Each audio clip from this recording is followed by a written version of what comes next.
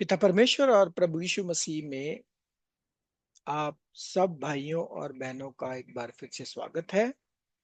परमेश्वर आप सबको बहुत सारा अनुग्रह दें और आपने अपना कीमती समय निकाल कर इस ऑनलाइन बाइबल स्टडी को ज्वाइन करने का फैसला लिया। इसके लिए भी हम आपके तहे दिल से कुछ धन्यवाद करते हैं और हम ये आशा करते हैं कि इस ऑनलाइन बाइबल स्टडी के माध्यम से हम सब लोग आशीर्वादित हो रहे होंगे।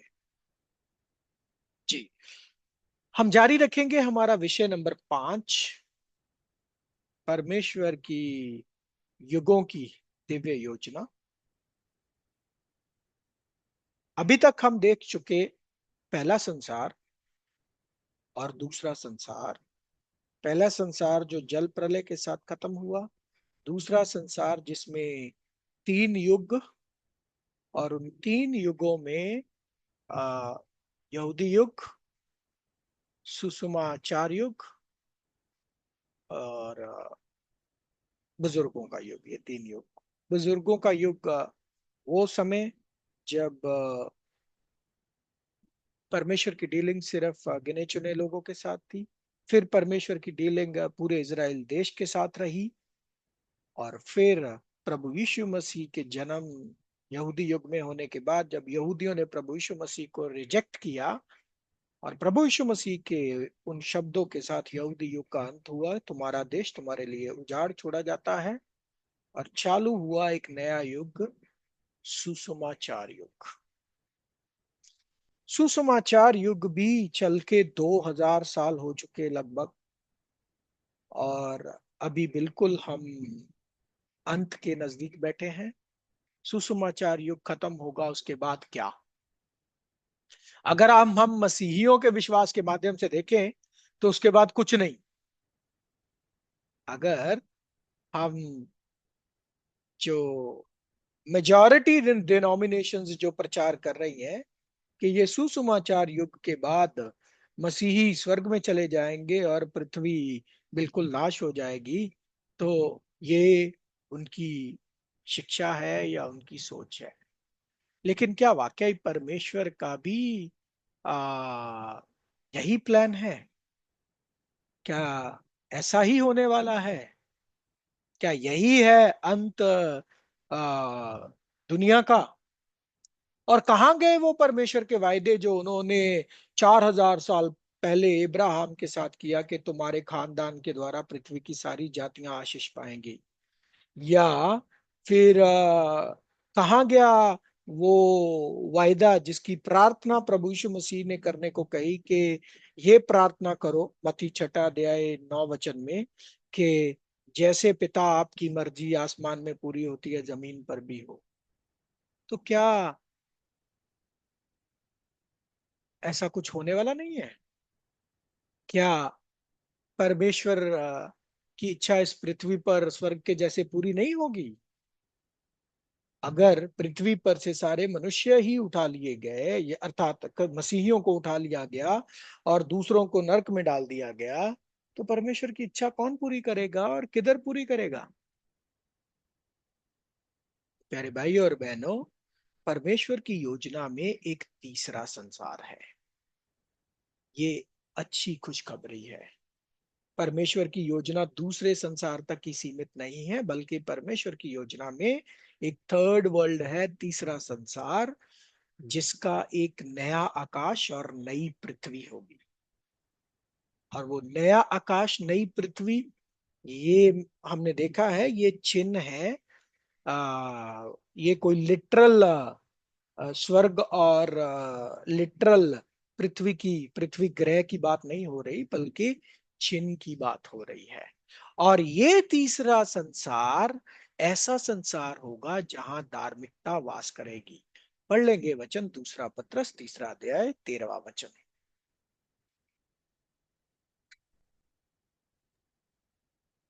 पर उसकी प्रतिज्ञा के अनुसार हम एक नए आकाश और नई पृथ्वी की आस देखते हैं जिनमें धार्मिकता वास करेगी।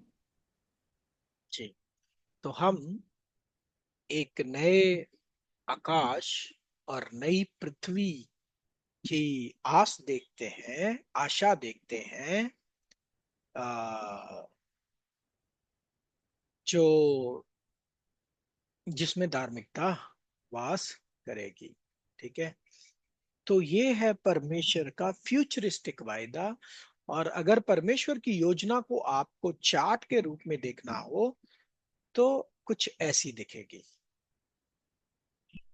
कुछ ऐसी दिखेगी।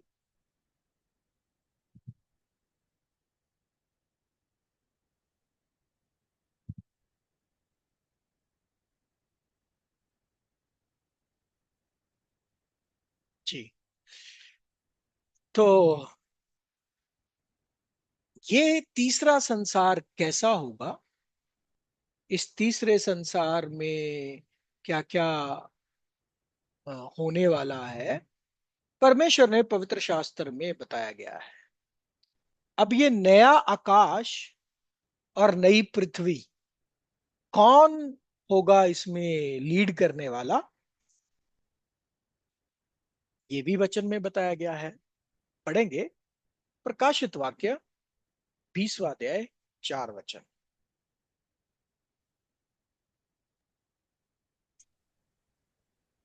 फिर मैंने सिंहासन देखे और उन पर लोग बैठ गए और उनको न्याय करने का अधिकार दिया गया, और उनकी आत्माओं को भी देखा जिनके सिर यीशु की गवाही देने और परमेश्वर के वचन के कारण काटे गए थे, और जिन्होंने ना उस पशु की और ना उसकी मूर्ति की पूजा की थी और ना उसकी छाप अपने माथे और हाथों पर ली थी। वे जीवित होकर मसीह के साथ 1000 वर्ष तक राज्य करते रहे। तो ये 1000 साल का राज्य कहाँ गया, अगर अगर मसीही चले गए और मनुष्य जाति अगर नरक में चली गई, तो ये कलीसिया कहाँ राज्य करेगी प्रभु के साथ फिर, है ना। तो मतलब परमेश्वर की योजना में कुछ बड़ा है, कोई बड़ा प्लान है। फिर से पढ़ेंगे प्रकाशित वाक्य 20वां अध्याय 6वां वचन।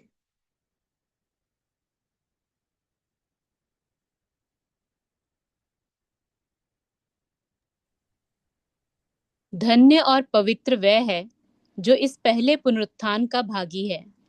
ऐसों पर दूसरी मृत्यु का कुछ भी अधिकार नहीं, पर वे परमेश्वर और मसीह के याजक होंगे और उसके साथ 1000 वर्ष तक राज्य करेंगे।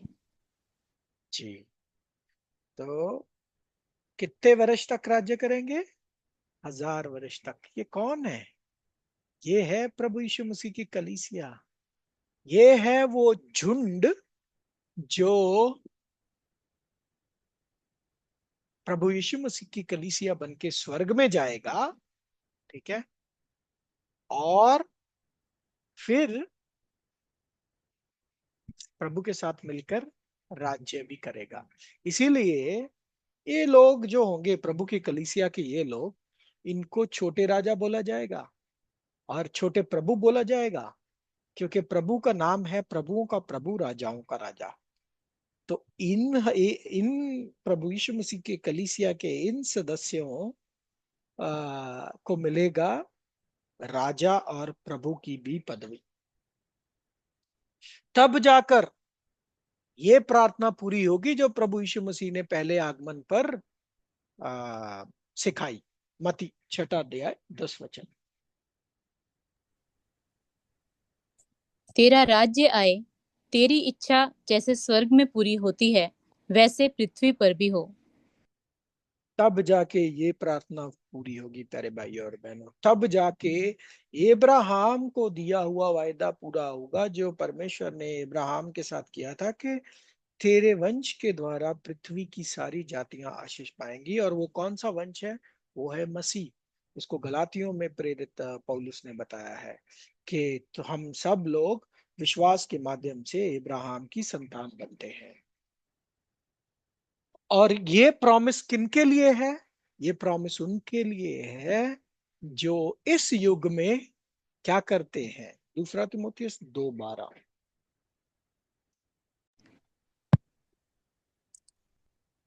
यदि हम धीरज से सहते रहेंगे तो उसके साथ राज्य भी करेंगे। यदि हम उसका इनकार करेंगे तो वह भी हमारा इनकार करेगा। जी। तो क्या होगा कि कलीसिया को प्रभु के पद चिन्हों पर चलते हुए इस वक्त सुसमाचारी युग में दुख सहना है। और अगर दुख सहेंगे तो वो समय भी आएगा जब हम राज्य करेंगे। और वो समय कब है? वो समय है जब प्रभु यीशु मसीह का 1000 साल का राज्य शुरू होता है, चलेगा।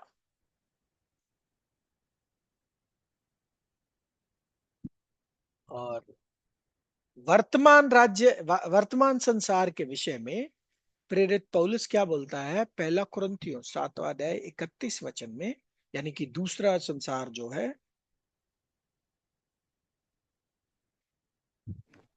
पहला और कुरिन्थियों 7:31 जी। जी, और इस संसार के साथ व्यवहार करने वाले ऐसे हों कि संसार ही के ना हो लें, क्योंकि इस संसार की रीति और व्यवहार बदलते जाते हैं। हाँ, इस संसार, कौन सा संसार? प्रेरित पौलुस कौन से संसार में थे? सेकंड वर्ल्ड में। वो बोलते हैं इस संसार का जो जो रीति व्यवहार है ना, ये सब जाता रहेगा, सब जाता रहेगा। The fashion of this world passeth away. ये नहीं चलने वाला तीसरे संसार में। इस संसार के रीति, इस संसार का व्यवहार, इस संसार के तरीके, इस संसार की आत्मा तीसरे संसार में नहीं चलने वाली, प्यारे भाई और बहनों। क्योंकि तीसरे संसार में होगी धार्मिकता। और ये संसार का अंत कैसे है, दूसरे संसार का, इसको भविष्यवाणी के रूप में याकूब ने बताया है। 5 याकूब 5:1 से लेकर 4 वचन। हे धनवानों, सुन तो लो, तुम अपने आने वाले कलेशों पर चिल्ला चिल्ला कर रो। तुम्हारा धन बिगड़ गया और तुम्हारे वस्त्रों को कीड़े खा गए। तुम्हारे सोने चांदी में काई लग गई है, और वह काई तुम पर गवाही देगी और आग के समान तुम्हारा मांस खा जाएगी। तुमने अंतिम युग में धन बटोरा है। देखो, जिन मजदूरों ने तुम्हारे खेत काटे, उनकी मजदूरी जो तुमने उन्हें नहीं दी चिल्ला रही है, और लवने वालों की दुहाई सेनाओं के प्रभु के कानों तक पहुंच गई है। जी। आगे, आगे भी है ना, क्या हो गया? ओके। तो प्यारे भाई और बहनों, इस वचन में भविष्यवाणी के रूप में चिन्ह की भाषा में याकूब दूसरे संसार के अंत की झलकियां बता रहे हैं। और इसमें बोला है, और आग के समान, इधर आग नहीं है, आग के समान तुम्हारा मांस खा जाएगी। जैसे आग मांस खा जाती है ना, वैसे ही ये परिस्थिति, ये समय तुम्हारा मांस खा जाएगी। तुम्हारा धन संपत्ति, तुम्हारा कुछ भी किसी भी काम का नहीं रहने वाला है। यू नो, ये एक्चुअल में तस्वीर है धनवानों और गरीबों के बीच के कन्फ्लिक्ट की। दूसरे संसार के अंत का एक पहलू ये भी है कि जो गरीब लोग हैं वो अमीरों को पकड़ पकड़ लूटेंगे, मारेंगे। क्योंकि जरा सोचिए, जब परिस्थितियां इस लेवल पर पहुंच जाए कि किसी के पास कुछ खाने के लिए नहीं है, लेकिन जो अमीर है वो अपनी ताकत, अपने पैसे के माध्यम से सब सुविधाएं ले रहा है, तो एक दिन गुस्सा भड़केगा और लेबर क्लास जो है वो कैपिटल क्लास को अटैक करेगी। और ये इसी के साथ होगा इस संसार का अंत। इसके साथ साथ क्या होगा और बाइबल में बताया गया है आर्मगेडन, हिंदी में अर्मेगदौन। इस संसार का अंत अर्मेगदौन के साथ होना है। अर्मेगदौन क्या है? प्रकाशित वाक्य 16 अध्याय 16वें वचन में पढ़ते हैं आर्मगेडन के विषय में।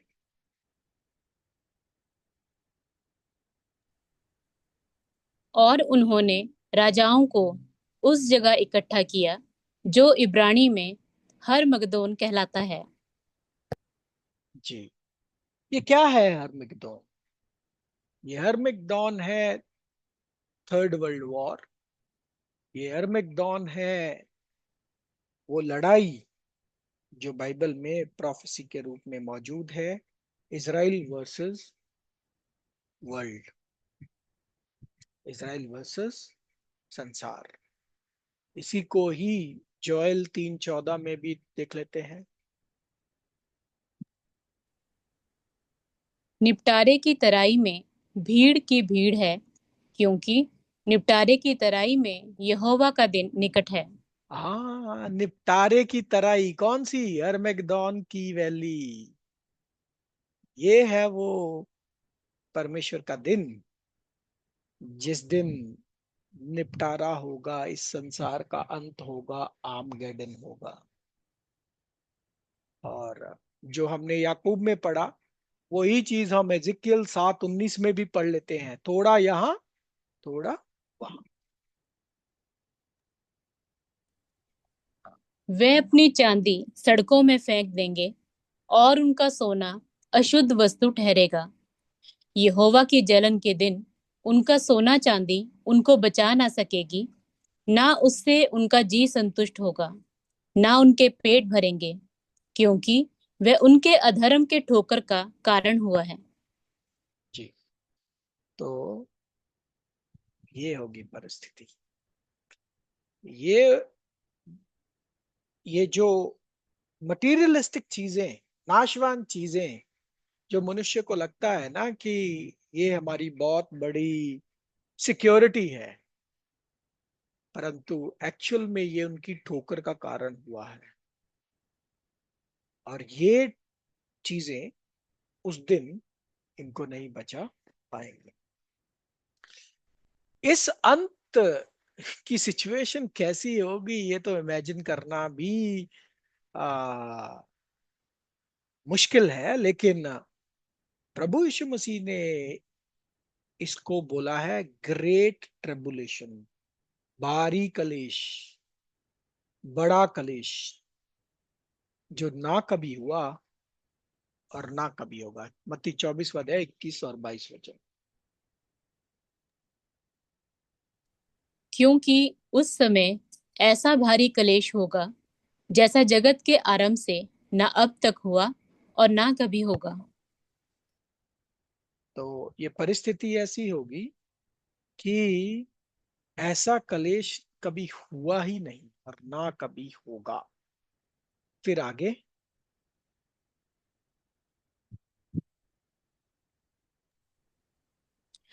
और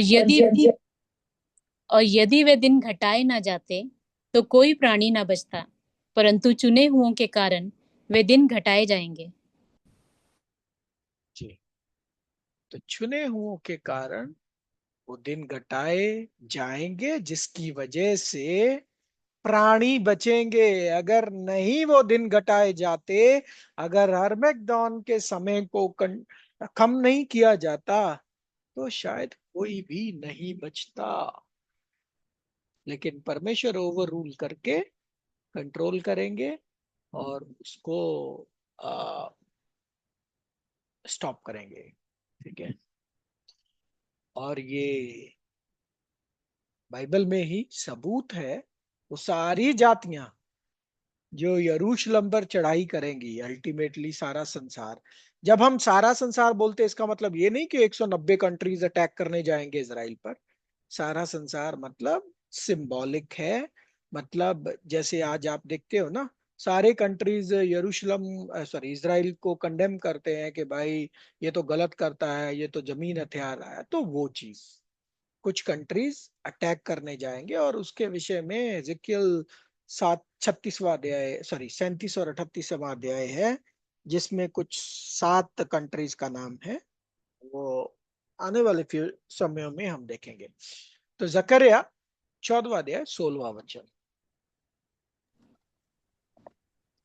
तब जितने लोग यरूशलेम पर चढ़ने वाली सब जातियों में से बचे रहेंगे, वे प्रतिवर्ष राजा को अर्थात सेनाओं के यहोवा को दंडवत करने और झोपड़ियों का पर्व मानने के लिए यरूशलेम को जाया करेंगे। तो ये अरमेगदोन के बाद का समय है। वो सारे देश जो अरमेगदोन में चढ़ाई करने गए यरूशलेम, लेकिन परमेश्वर ने उनको क्षमा कर दिया, वो बच गए।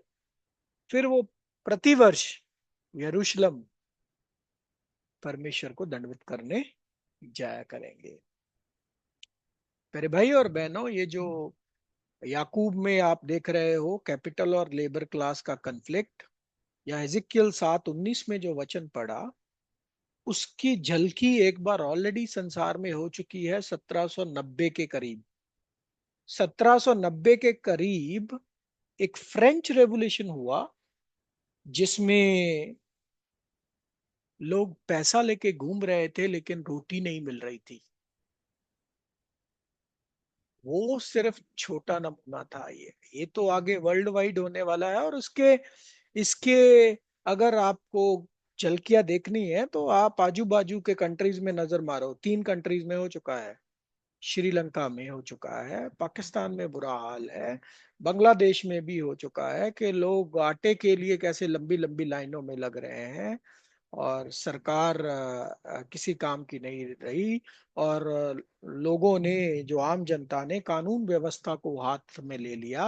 और जब लोगों ने कानून व्यवस्था को हाथ में ले लिया, किसी कानून को फॉलो नहीं करेंगे, तो जरा सोचिए उस वक्त परिस्थिति क्या होगी। चोरी, लुटेरापन, रेप, क्या क्या पता नहीं क्या क्या होने वाला है। ठीक है।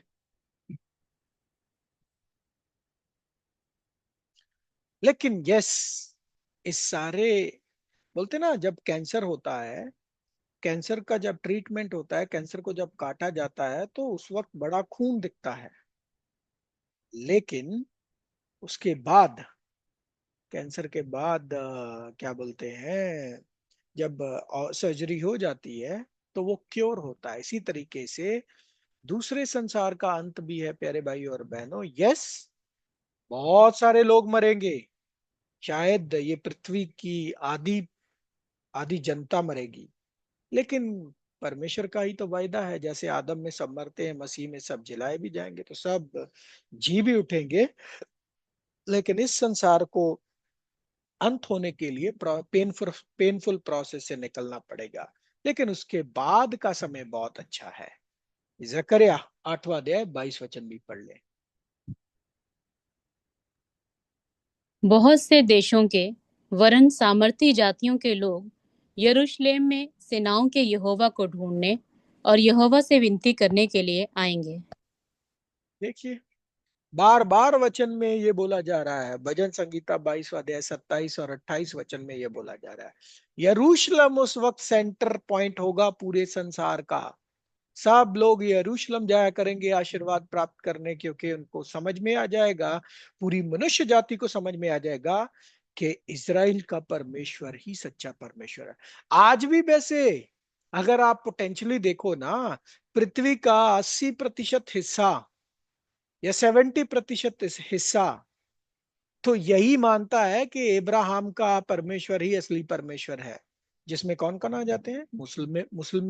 मुसलमान भी यही ये मानते हैं कि इब्राहिम का परमेश्वर जो है वही असली परमेश्वर है। क्रिश्चियन भी यही मानते हैं, और यहूदी भी यही मानते हैं। ये 3 लोग तो ये मानते ही हैं कि इब्राहिम का परमेश्वर ही सच्चा परमेश्वर है। बाकी पृथ्वी का जो बचा हुआ हिस्सा है वो भी जान जाएगा अरमेगदोन के बाद कि कौन सच्चा परमेश्वर है। और सब लोग परमेश्वर को दंडवत करने यरूशलेम, तो यरूशलेम हो जाएगी पूरे संसार की कैपिटल, समझ रहे हो ना। उधर से ही परमेश्वर की कानून व्यवस्था निकलेगी, क्योंकि इस पृथ्वी पर पॉलिटिकली उस वक्त राज्य करने वाले कौन होंगे पता है? इसका नमूना पर में आपने देखा होगा इजराइल के इतिहास में। इजराइल के इतिहास में आप देखते हैं दाऊद, सुलेमान, साउल, या जितने भी बाद में राजा हुए, सब लोग परमेश्वर के सिंहासन पर बैठे थे, और सब लोगों के लिए मैंडेट था कि वो व्यवस्था की किताब को पढ़ें और उसको राज्य में इंप्लीमेंट करें। तो ये मॉडल जो इजराइल में ऑलरेडी हो चुका है, फिर ये मॉडल वर्ल्ड वाइड होगा। इजराइल के रूलर्स ही पूरी पृथ्वी पर राज्य करेंगे, इंस्ट्रक्शंस इजराइल से ही निकलेंगी, इजराइल ही सारे कंट्रीज को परमेश्वर की व्यवस्था सिखाएगा। पढ़ लीजिए ये बात, मती 8वां अध्याय 11वां वचन।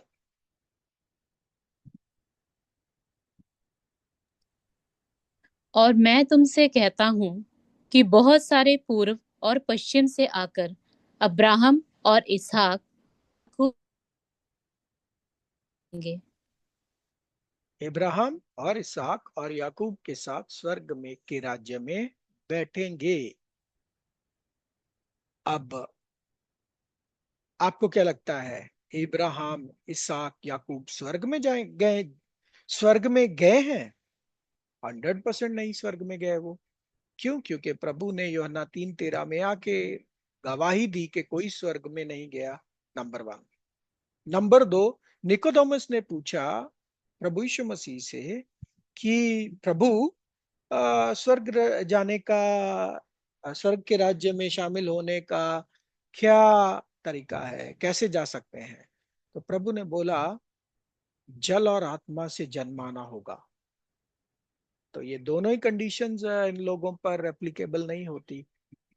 और तीसरी बात, स्वर्ग का रास्ता अर्थात नैरो वे शुरू ही प्रभु यीशु मसीह के आने के बाद हुआ। प्रभु यीशु मसीह के आने से पहले ये रास्ता ही नहीं था, तो ये लोग स्वर्ग कैसे जा सकते हैं? तो ये लोग पृथ्वी पर आशीर्वाद प्राप्त करके परमेश्वर इनको पृथ्वी पर राजा बनाएगा। हमने देखा ना पृथ्वी चिन्ह, उसमें 4 संगठन है। पृथ्वी का मतलब 4 संगठन। कौन कौन से 4 संगठन? सरकार, समाज, व्यापार और धन, है ना? सॉरी, सरकार, समाज, व्यापार और धर्म। और उन इस पृथ्वी के 4 संगठनों का तीसरे संसार में सेटअप कैसा होगा, ये हमने लेसन नंबर 4 में देखा था कि सरकार कौन चलाएगा? एंशियंट वर्दीज। एंशियंट वर्दीज कौन है? मतलब जिनको बुजुर्ग बोलते हो आप। ये एंशियंट वर्दीज चालू होते हैं आबिल से। पहला सबसे एंशियंट वर्दी आबिल, और अंतिम एंशियंट वर्दी यूहन्ना बपतिस्मा देने वाला। यूहन्ना बपतिस्मा देने वाले को भी स्वर्गीय बुलाहट नहीं थी, क्योंकि वो प्रभु यीशु मसीह को बपतिस्मा देने के बाद उसके थोड़े समय बाद उनको एग्जीक्यूट कर दिया गया, और वो कभी भी प्रभु यीशु मसीह का चेला नहीं बना। प्रभु यीशु मसीह की मृत्यु पर ही वो रास्ता खुलता है, और उसका सबूत था वो मंदिर का पर्दा बीच में से फट जाना।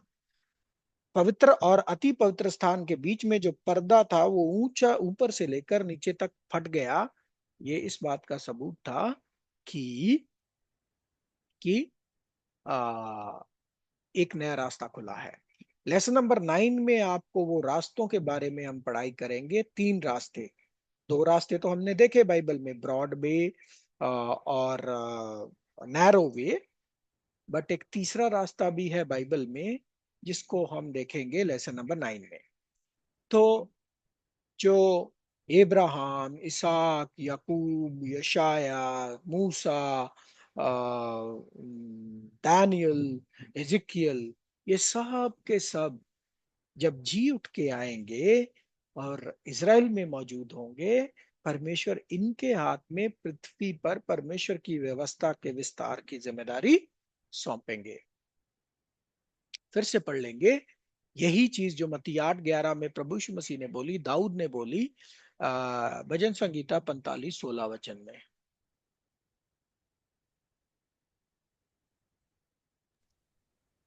तेरे पितरों के स्थान पर तेरे संतान होंगे, जिनको तू सारी पृथ्वी पर हाकिम ठहराएगा। जी।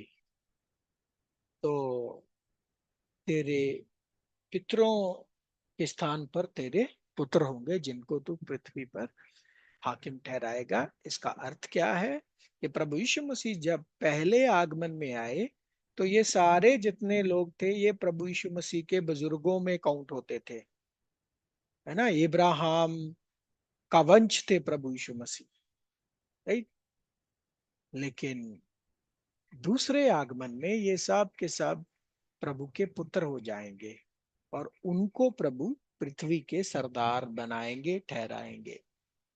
क्यों? क्योंकि प्रभु यीशु मसीह बन जाएंगे सारी मनुष्य जाति के पिता। पढ़ लीजिए यशाया 9वां अध्याय 6 वचन।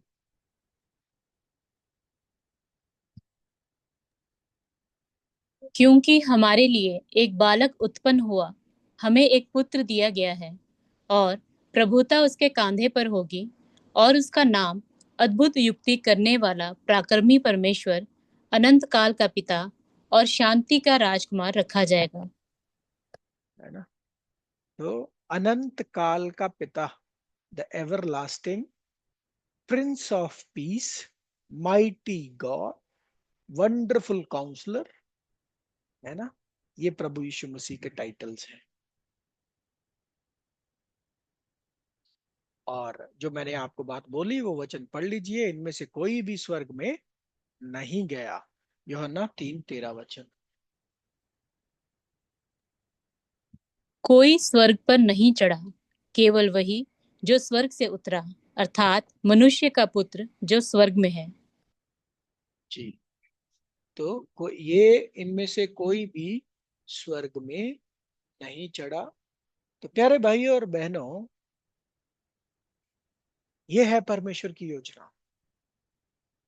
तीसरे संसार में, यानी जब ये तीसरा संसार चालू होगा, सब के सब जो मर चुके हैं, जो आदम का वंश है, सिंपल शब्दों में आदम का वंश, पूरी मनुष्य जाति, जितने मर गए हैं, मर चुके हैं, मरने जा रहे हैं, मरेंगे, सब के सब प्रभु की आवाज सुनेंगे, शब्द सुनेंगे और बाहर आ जाएंगे। और इस पे हैरानी की जरूरत नहीं है। प्रभु बोलते हैं इस पे अचंबा मत करो, क्योंकि वह समय आता है कि जितने भी कब्रों में हैं उनका शब्द सुनकर निकलेंगे।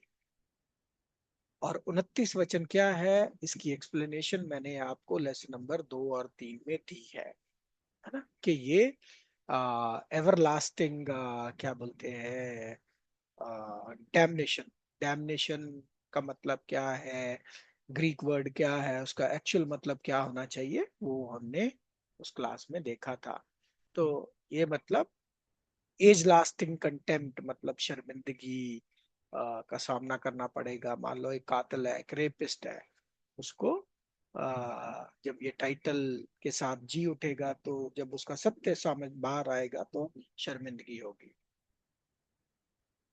फिर दानियल 12:2 में भी हमने देखा था, जो भूमि के नीचे सोए रहेंगे। देखो, मनुष्य जाति समझती है कि वो जी स्वर्गवास हो गया, उसका स्वर्गवास हो गया, वो तो स्वर्ग चला गया। कोई स्वर्ग नहीं जा रहा है भाई, हैं। सब तो नीचे जा रहे हैं, जो भूमि के नीचे सोए होंगे। Many of them that sleep in the dust of the earth shall awake. सब जी उठेंगे, जाग जाएंगे। किस वायदे के तहत?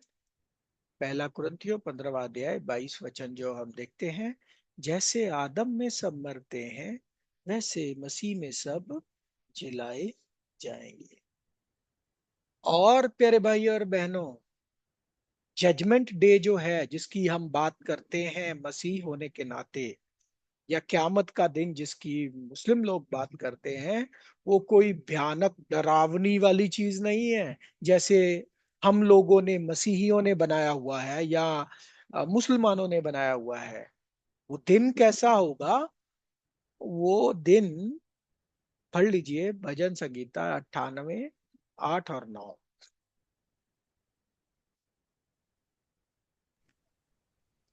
नदियां तालियां बजाएं, पहाड़ मिलकर जय जयकार करें। ये यहोवा के सामने हो, क्योंकि वह पृथ्वी का न्याय करने को आने वाला है। वह धर्म से जगत का और सच्चाई से देश देश के लोगों का न्याय करेगा। तो जिस दिन प्यारे भाई और बहनों परमेश्वर न्याय करेंगे इस पृथ्वी का ना, वो आनंद का दिन होगा, शोक का नहीं। अगर अगर जैसा हम समझते हैं कि वो जी आ, मुर्गे तलने के लिए उठा उठा तेल में डाले जाएंगे, तो वो फिर आनंद की बात कैसे हुई?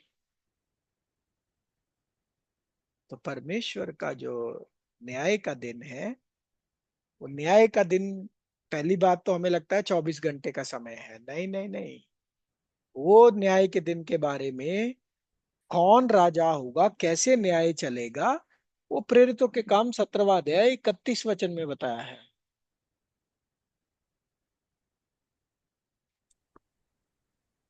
क्योंकि उसने एक दिन ठहराया है जिसमें वह उस मनुष्य के द्वारा धार्मिकता से जगत का न्याय करेगा जिसे उसने ठहराया है, और उसे मरे हुओं में से जिलाकर ये बात सब पर प्रमाणित कर दी है। जी, तो एक दिन ठहराया है, और वही एक दिन जिस दिन न्याय होगा, उस दिन परिस्थिति कुछ ऐसी होगी। और वो एक दिन का मतलब हमने देखा है, दूसरा पत्रस 3 अध्याय 8 वचन में क्या है? 1000 वर्ष। अर्थात प्रभु यीशु मसीह और कलीसिया मिलकर इस पृथ्वी पर न्याय करेंगे, 1000 साल लगेगा सब कुछ ठीक करने में।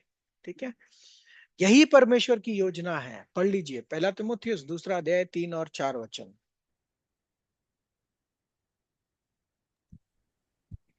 ये हमारे उद्धारकर्ता परमेश्वर को अच्छा लगता और भाता भी है, जो ये चाहता है कि सब मनुष्यों का उद्धार हो और वे सत्य को भली भांति पहचान लें।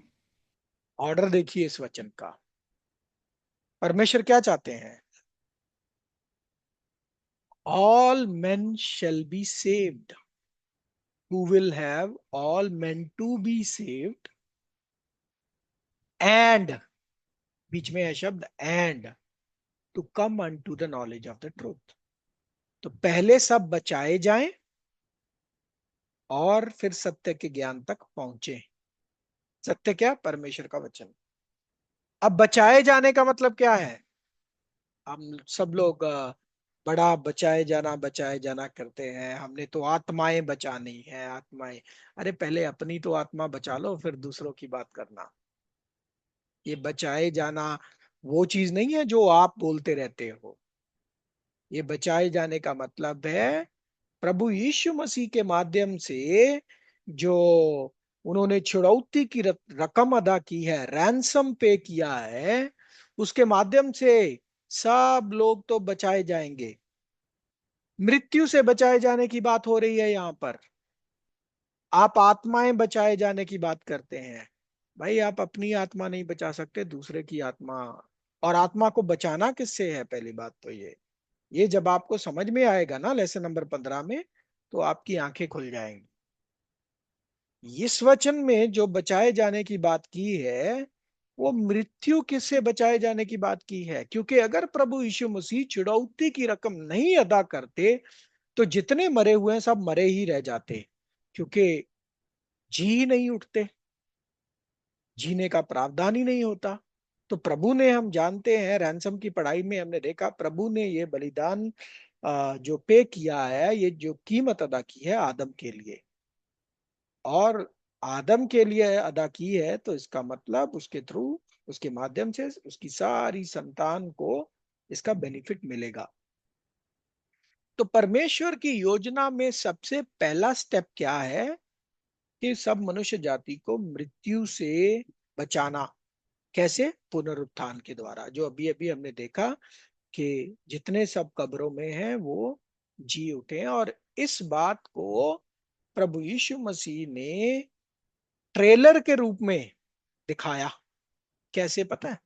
लाजर, लाजर जब मर गया, और बोलते चौथे दिन, 3 दिन के बाद बॉडी जो है वो डिकम्पोज होना शुरू हो जाती है।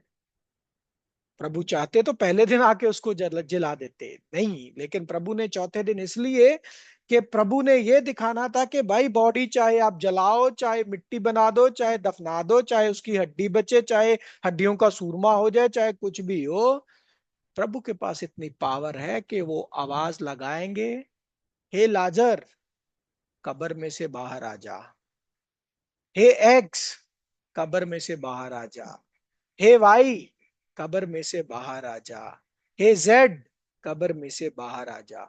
तो जब प्रभु ऐसा बोलेंगे, सब के सब बाहर आएंगे। किससे? कब्रों में से बाहर आएंगे। तो प्रभु परमेश्वर की योजना है, प्रभु यीशु मसीह के माध्यम से, कि सब लोग उदारता प्राप्त करें, बचाए जाएं। कहां से बचाए जाएं? मृत्यु से बचाए जाएं। और वो प्रभु यीशु मसीह ने ट्रांजैक्शन अदा कर दी लगभग 2000 साल पहले, बस उसकी इम्प्लीमेंटेशन बाकी है। इम्प्लीमेंटेशन कब होगी? तीसरे संसार में चालू हो जाएगी इम्प्लीमेंटेशन। जब आप खबरें सुनोगे, सबसे पहले आप खबरें सुनोगे इजराइल से, अरे वो दानियल वापस आ गया, यशाया वापस आ गया, इब्राहिम वापस। जब ऐसी खबरें सुननी शुरू करो तो ध्यान रखना कि वो समय बहुत नजदीक है, जब आपके आस पड़ोस के लोग भी जी के उठाना शुरू हो जाएंगे। तो पहला प्रोसेस है ये। फिर नेक्स्ट स्टेप क्या है?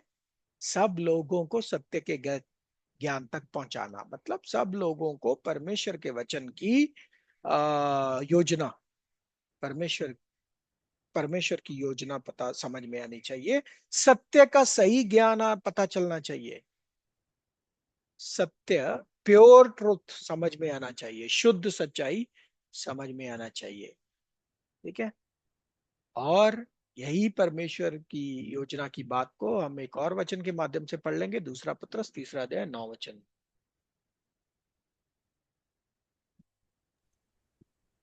प्रभु अपनी प्रतिज्ञा के विषय में देर नहीं करता, जैसी देर कितने लोग समझते हैं, पर तुम्हारे विषय में धीरज धरता है और नहीं चाहता कि कोई नाश हो, वरन ये कि सबको मन फिराव का अवसर मिले। सबको अवसर मिलना चाहिए मन फिराव का। वो जो प्रभु यीशु मसीह से पहले मर गए, और वो जो प्रभु यीशु मसीह के बाद मर रहे हैं, जिनको कभी मौका ही नहीं मिला प्रभु यीशु मसीह को जानने का। सबको तो मौका मिलना चाहिए ना रिपेंटेंस का। तो नटशेल में प्यारे भाई और बहनों, परमेश्वर की ये योजना है कि मनुष्य जाति को मृत्यु से बचाया जाए। पहली मृत्यु से बचा लिया प्रभु यीशु मसीह के माध्यम से। यस, जी के उठने आने बाकी हैं, और वो जल्दी शुरू हो जाएगा सुसमाचार युग खत्म होने के बाद, जब तीसरा ये संसार शुरू होता है। और फिर मृत्यु से परमानेंट छुटकारा कैसे हो गया पता है? मृत्यु से परमानेंट छुटकारा होना है तो पाप खत्म होना है। और पाप कैसे खत्म होगा? पाप ऐसे खत्म होगा जब मनुष्य जाति को सत्य पता चलेगा। क्योंकि जब सत्य पता चलता है तो क्या होता है, पढ़िए।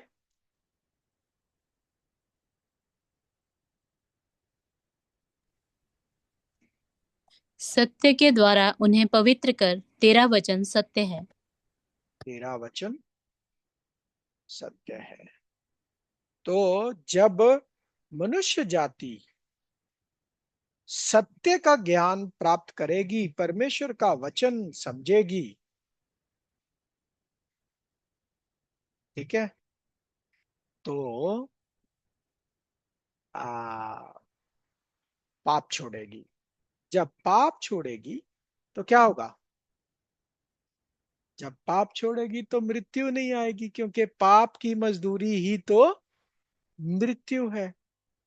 और प्यारे भाई और बहनों, आपको अगर पता हो, जो लास्ट एनिमी है, जो लास्ट एनिमी है वो कौन है पता है?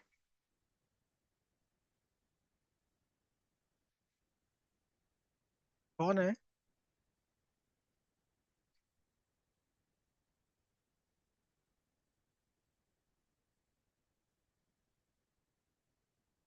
मैं एक वचन ढूंढ रहा हूँ। अंतिम एनिमी जो मृत्यु है, परमेश्वर उसको खत्म कर देंगे।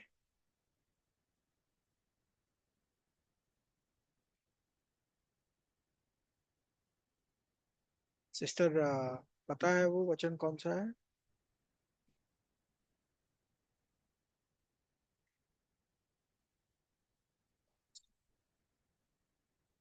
अल्टीमेटली परमेश्वर ने मृत्यु को खत्म खत्म करना है। और मृत्यु कैसे खत्म होगी? जब पाप खत्म होगा। ठीक है। पाप कैसे खत्म होगा? सत्य के द्वारा। सत्य के द्वारा ही पवित्रता आएगी। मतलब पवित्रता का मतलब पाप रहित जीवन। पाप नहीं रहेगा तो मृत्यु भी नहीं रहेगी। ठीक है। और इसका सबूत आप देख लो कि ज्ञान कैसे पृथ्वी को भरेगा। हबक्कुक 2:14। अब ये ज्ञान नहीं जो सोशल मीडिया पे आप देख रहे हो, ये परमेश्वर के वचन का ज्ञान की बात हो रही है।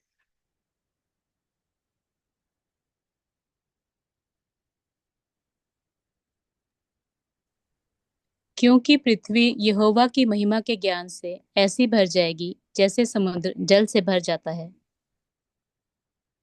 जी।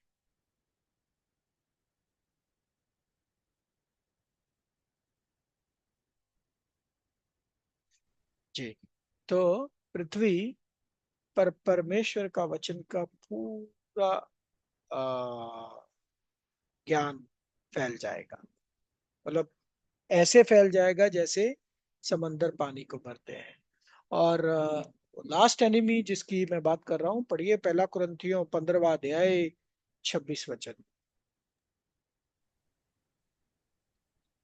सबसे अंतिम बैरी जो नष्ट किया जाएगा वह मृत्यु है। सबसे अंतिम दुश्मन जिसको खत्म किया जाएगा वह मृत्यु है। परमेश्वर मृत्यु को खत्म करेंगे।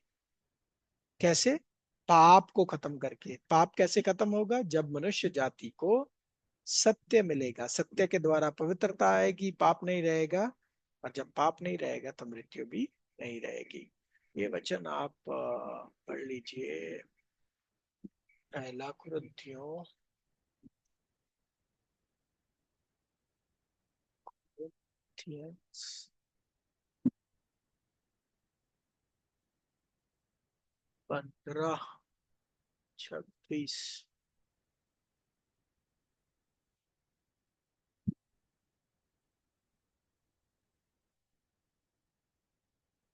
The last enemy that shall be destroyed is death. तो प्यारे भाई और बहनों, अगर परमेश्वर की योजना को आपने एक साइकिल में देखना हो तो कुछ ऐसी दिखेगी। कैसी? परमेश्वर ने एक संपूर्ण जीवन बनाया। उसका नाम था एडम। यहां से शुरू करते हैं, ठीक है। एडम को बनाया जो संपूर्ण मनुष्य था, जिसके अंदर ना तो कोई पाप था और ना ही वो किसी दंड के अधीन था। वो संपूर्ण था, कोई उसमें कमी नहीं थी। फिर आ, जब उसने पाप किया, पहला कदम जो उसने लिया, पाप। पाप क्या था? परमेश्वर की आज्ञा का उल्लंघन। पाप से क्या हुआ? मृत्यु आई। ठीक है। और मृत्यु से छुटकारा प्रभु यीशु मसीह ने दिलवाया रैंसम के द्वारा, छुड़ौती अदा करके। छुड़ौती से अदा करने से क्या होगा? पुनरुत्थान। जैसे आदम में सब मरते हैं, मसीह में जब सब जिलाए जाएंगे। और जब पुनरुत्थान हो जाएगा, फिर सबको सीखना है सत्य। सत्य सीखने के द्वारा आएगी पवित्रता। और जब पवित्रता आ जाएगी तो वापस उसी लेवल पर पहुंच जाओगे जिस पर परमेश्वर ने मनुष्य को बनाया था पाप रहित और मृत्यु रहित। प्यारे भाई और बहनों, यह है परमेश्वर की योजना का साइकिल। पहला कदम पाप, पाप के द्वारा दूसरी चीज मृत्यु, रैंसम, रैंसम के द्वारा पुनरुत्थान, पुनरुत्थान के बाद सच्चाई, सच्चाई के माध्यम से संपूर्णता। यह है नटशेल में परमेश्वर की योजना। पर ऐसा नहीं कि परमेश्वर के राज्य में सभी सुधर जाएंगे, नहीं, कुछ होंगे जो नहीं सुधरेंगे। पढ़ लीजिए उनके विषय में भी, ये शायद 26वां अध्याय 10 वचन। दुष्ट पर चाहे दया भी की जाए तो भी वह धर्म को ना सीखेगा। धर्म राज्य में भी वह कुटिलता करेगा और यहोवा का महात्म्य उसे सूझना पड़ेगा। तो देखिए, नहीं सुधरेंगे वो। जब नहीं सुधरेंगे तो जाएंगे इधर, सदीपक नाश की ओर। और वो क्या है? प्रकाशित वाक्य 21वां अध्याय 8 वचन। परंतु डरपोकों, अविश्वासियों, घिनौनों, हत्यारों, व्यभिचारियों, टोन्हों, मूर्ति पूजकों और सब झूठों का भाग उस झील में मिलेगा जो आग और गंधक से जलती रहती है। ये दूसरी मृत्यु है। तब जाकर, जब ये लोग अपने आप को साबित कर देंगे कि ये जीवन के लायक नहीं है, तब जाकर इनको मिलेगी ये दूसरी मृत्यु। दूसरी मृत्यु, अंडरलाइन करना, सेकेंड डेथ। पहली मृत्यु में नहीं सजा मिल जाएगी, दूसरी मृत्यु होगी सजा उनकी असली। जो नहीं सुधरेंगे, जो शैतान के कैरेक्टर पर ही रहेंगे, जो ये सब कार्य करेंगे। और ये सब कार्य भी प्यारे भाई और बहनों चिन्ह है, जिसके बारे में आज नहीं फिर बात करेंगे। और अंत में प्यारे भाई और बहनों, पृथ्वी की परिस्थिति कैसी होगी? पढ़ लीजिए प्रकाशित वाक्य 21वां अध्याय 4 वचन। और वह उनकी आंखों से सब आंसू पोंछ डालेगा और इसके बाद मृत्यु ना रहेगी और ना शोक, ना विलाप, ना पीड़ा रहेगी। पहली बातें जाती रहीं। मृत्यु ना रहेगी, यानी जो मैं अभी बोल रहा था, जब लास्ट एनिमी मृत्यु को खत्म कर दिया जाएगा, मृत्यु कहाँ रहेगी? नहीं रहेगी। और जब वो नहीं रहेगी, ना शोक, ना विलाप, ना पीड़ा, ना बीमारी, ना कैंसर, ना कुछ, कुछ भी नहीं। परमेश्वर हर आंसू पोंछ देंगे मनुष्य जाति के आंखों से। और ये संसार का कोई अंत नहीं है प्यारे भाई और बहनों, कोई अंत नहीं है। Third world is without and. और उसके बाद पता नहीं और कितनी एजेस हैं, कितने युग आने हैं, जिनका जिक्र अभी तक बाइबल में किया नहीं है। अभी सिर्फ बाइबल की योजना को 1000 साल का राज्य और उसके थोड़ा आगे, जब वो लिटिल सीजन के लिए शैतान को छोड़ा जाएगा, वहां तक बताया गया है। आगे परमेश्वर ने अभी प्रकट नहीं किया है कि आगे और क्या क्या है परमेश्वर की योजना में। तो इसी के साथ प्यारे भाई और बहनों, हम देखते हैं कि परमेश्वर की योजना में तीसरा संसार है। तीसरे संसार में मनुष्य जाति जी उठ के आना शुरू हो जाएगी। 1000 साल का ये राज्य है जिसमें न्याय होगा, जिसमें बड़े आनंद का समय होगा जो, और सब कुछ सुधार किया जाएगा। और परमेश्वर का अनुग्रह सब लोगों का पर पहुंचेगा। सब लोगों को पहले मृत्यु से बचाना है, फिर उनको सत्य के ज्ञान तक पहुंचाना है, ताकि लोग पाप को छोड़ सकें। जब पाप छोड़ देंगे तो मृत्यु से भी छुटकारा हो जाएगा। और एंड में परिस्थिति ये होगी कि मृत्यु इस पृथ्वी पर रहेगी ही नहीं। तो अब ये समझने के बाद मैं ये आशा करता हूं कि जब हम अपनी प्रार्थना निजी करेंगे, तो बिल्कुल ये प्रार्थना करेंगे कि पिता, जल्दी से जल्दी आपका ये जो राज्य है इस पृथ्वी पर आए। Thank you and Lord bless. अगले सप्ताह मिलेंगे लेसन नंबर 6 के साथ, the study of most Holi faith, अति पवित्र विश्वास। परमेश्वर ही आप सबको बहुत सारा आशीर्वाद दें। आमीन।